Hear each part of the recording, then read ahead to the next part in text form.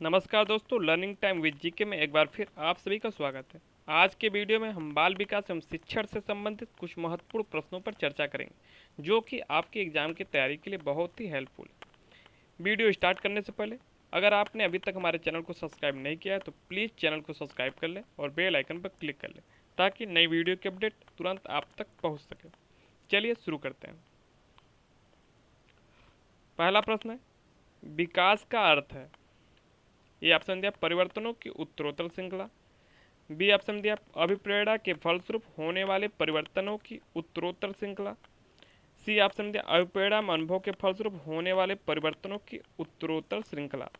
D option दिया परिपक्वता एवं अनुभव के फलस्वरूप होने वाले परिवर्तनों की श्रृंखला। तो इस प्रश्न का डी ऑप्शन बिल्कुल सही है, परिपक्वता एवं अनुभव के फलस्वरूप होने वाले परिवर्तनों की श्रृंखला। चलते हैं अगले प्रश्न पर। अगला प्रश्न है, विकास के संदर्भ में निम्न में से कौन सा कथन सत्य नहीं है। ये ऑप्शन दिया विकास की प्रत्येक अवस्था के अपने खतरे हैं। बी ऑप्शन दिया विकास उकसाने बढ़ावा देने से नहीं होता है। सी ऑप्शन दिया विकास सांस्कृतिक परिवर्तनों से प्रभावित होता है। डी ऑप्शन में विकास की प्रत्येक अवस्था की अपनी विशेषताएं होती हैं। तो इस प्रश्न का सही उत्तर है, सही विकल्प है विकास उकसाने बढ़ावा देने से नहीं होता है। चलते हैं अगले प्रश्न पर। अगला प्रश्न है, सामान्य परिपक्वन से पहले प्रशिक्षित करना प्रायः। पहला ऑप्शन दिया है सामान्य कौशलों के निष्पादन के संदर्भ में बहुत लाभकारी होता है। अगला ऑप्शन है कुल मिलाकर हानिकारक होता है। और सी में दिया है दीर्घकालिक दृष्टि से लाभकारी होता है।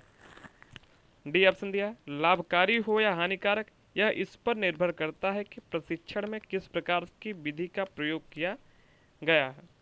तो इस प्रश्न का सही उत्तर, सही विकल्प है लाभकारी हो या हानिकारक, यह इस पर निर्भर करता है कि प्रशिक्षण में किस प्रकार की विधि का प्रयोग किया गया है। अब चलते हैं अगले प्रश्न पर। अगला प्रश्न है, निम्न में से कौन सा कथन सही नहीं है। ये ऑप्शन दिया जो अध्यापक यह विश्वास करता है कि विकास प्रकृति की वजह से होता है, यह अनुभव प्रदान करने को महत्व नहीं देता। बी ऑप्शन दिया प्रारंभिक अनुभव महत्वपूर्ण होते हैं और अध्यापक का हस्तक्षेप भी महत्वपूर्ण होता है। अगला ऑप्शन में दिया है प्रारंभिक जीवन की नकारात्मक घटनाओं के प्रभाव से कोई भी अध्यापक बचाव नहीं कर सकता है। लास्ट ऑप्शन दिया व्यवहारात्मक परिवर्तन के संदर्भ में विकास वातावरणीय प्रभावों के फलस्वरूप होता है। इस प्रश्न का सी ऑप्शन बिल्कुल सही है, प्रारंभिक जीवन की नकारात्मक घटनाओं के प्रभाव से कोई भी अध्यापक बचाव नहीं कर सकता है। अब चलते हैं अगले प्रश्न पर। अगला प्रश्न है, निम्न में से कौन सी विशेषता परिपक्वता को अधिगम से अलग करती है। ये ऑप्शन में है यह एक स्वाभाविक प्रक्रिया है। बी ऑप्शन है यह अभ्यास पर निर्भर करती है। सी ऑप्शन में यह प्रेरकों पर निर्भर करती है। और डी ऑप्शन में दिया है यह जीवन पर्यंत चलने वाली प्रक्रिया है। इस प्रश्न का ए ऑप्शन बिल्कुल सही है, यह एक स्वाभाविक प्रक्रिया है। अब चलते हैं अगले प्रश्न पर। अगला प्रश्न है, निम्न में से कौन सा कथन विकास के संबंध में सही नहीं है। ये ऑप्शन दिया है विकास प्रतिमानों की कुछ निश्चित विशेषताओं की भविष्यवाणी की जा सकती है। बी में दिया है विकास का उद्देश्य वंशानुगत संभाव्य क्षमता का विकास करना है। सी ऑप्शन दिया है विकास के विभिन्न क्षेत्रों में संभाव्य खतरे नहीं होते हैं। और डी ऑप्शन दिया प्रारंभिक विकास बाद के विकास से अधिक महत्वपूर्ण है। इस प्रश्न का सही ऑप्शन है विकास के विभिन्न क्षेत्रों में संभाव्य खतरे नहीं होते हैं। अब चलते हैं अगले प्रश्न पर। दल या गैंग का सदस्य होने से समाजीकरण उत्तर बाल्यावस्था में बेहतर होता है। निम्न में से कौन सा कथन इस विचार के विपरीत है। ये ऑप्शन दिया वयस्कों पर निर्भर न होकर सीखता है। बी ऑप्शन दिया जिम्मेदारियों को निभाना सीखता है। सी ऑप्शन दिया है अपने समूह के प्रति वफादार होना सीखता है। डी ऑप्शन दिया है छोटी छोटी बातों पर झगड़ा करते हुए अपने गैंग के सदस्यों से लड़ाई मोल लेता है। इस प्रश्न का डी ऑप्शन बिल्कुल सही है। छोटी छोटी बातों पर झगड़ा करते हुए अपने गैंग के सदस्यों से लड़ाई मोल लेता है। अब अगला प्रश्न है, वयः संधि काल में निम्न में से कौन बाह्य अभिव्यक्ति नहीं है? ये ऑप्शन दिया है प्रभुता, सत्ता के विपरीत विरोध, बी ऑप्शन में अशांति, सी ऑप्शन दिया आत्मनिर्भरता के प्रति आग्रही, डी ऑप्शन दिया सक्रिय खेलों के स्थान पर बैठे रहकर खेलना अधिक पसंद। तो इस प्रश्न का डी ऑप्शन बिल्कुल सही है। सक्रिय खेलों के स्थान पर बैठे रहकर खेलना अधिक पसंद। अब चलते हैं अगले प्रश्न पर। अगला प्रश्न है, निम्न में से कौन सा कथन मिडिल स्कूल स्तर के विद्यार्थियों के विकास से सहमति नहीं रखता है?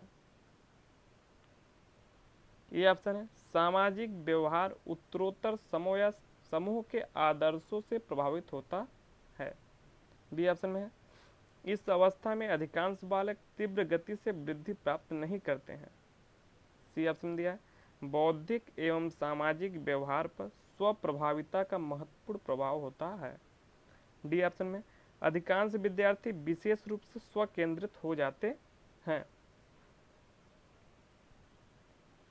इस प्रश्न का सही विकल्प है बी ऑप्शन, इस अवस्था में अधिकांश बालक तीव्र गति से वृद्धि प्राप्त नहीं करते हैं। अब चलते हैं अगले प्रश्न पर। अधिगम एवं परिपक्वता के संबंध में निम्न में से कौन सा कथन सही नहीं है?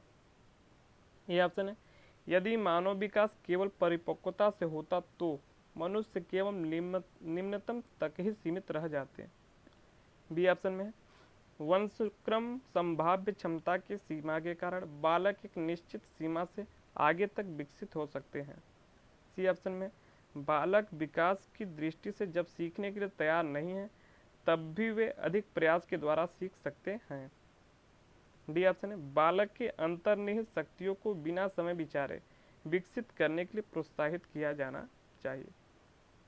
इस प्रश्न का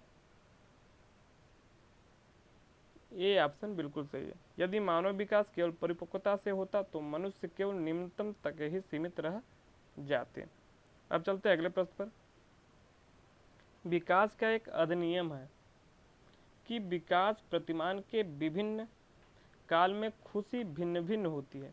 इस अधिनियम के अनुसार ए ऑप्शन में है जीवन का प्रथम वर्ष सबसे अधिक खुशी का काल होता है, बी ऑप्शन में वयसंधि काल एवं जीवन का प्रथम वर्ष भी जीवन का सबसे अधिक खुशी का काल होता है, सी ऑप्शन में वयसंधि काल जीवन का सबसे अधिक दुखी काल होता है, लास्ट ऑप्शन में जीवन का प्रथम वर्ष सबसे अधिक खुशी का एवं वयसंधि काल सबसे अधिक दुखी का काल होता है। इस प्रश्न का सही उत्तर है डी ऑप्शन, जीवन का प्रथम वर्ष सबसे अधिक खुशी का एवं वह संधि काल सबसे अधिक दुखी का काल होता है। अब चलते हैं अगले प्रश्न पर। अगला प्रश्न है निम्न में से कौन सा बालकों के अधिगम एवं विकास में सबसे अधिक योगदान देता है? ए ऑप्शन है परिवार, समवयस्क समूह और टेलीविजन, बी ऑप्शन में परिवार, समवयस्क समूह और अध्यापक, सी ऑप्शन में परिवार, खेल एवं कंप्यूटर, अंतिम ऑप्शन है परिवार, खेल एवं पर्यटन। तो इस प्रश्न का बी ऑप्शन एकदम सही है, परिवार, समवयस्क समूह और अध्यापक। अगला प्रश्न है एक बच्चे की वृद्धि और विकास के अध्ययन की सर्वाधिक अच्छी विधि कौन सी है? ए ऑप्शन है मनोविश्लेषण विधि, बी ऑप्शन तुलनात्मक विधि, सी ऑप्शन में है विकासीय विधि और डी ऑप्शन में है सांख्यिकी विधि। तो एक बच्चे की वृद्धि और विकास के अध्ययन की सर्वाधिक अधिक अच्छी विधि जो होती है विकासीय विधि होती है, यानी इस प्रश्न का सी ऑप्शन बिल्कुल सही है। अब चलते हैं अगले प्रश्न पर। अगला प्रश्न है विकास के परिप्रेक्ष्य में समय के साथ होने वाले परिवर्तनों में निम्न में क्या शामिल है?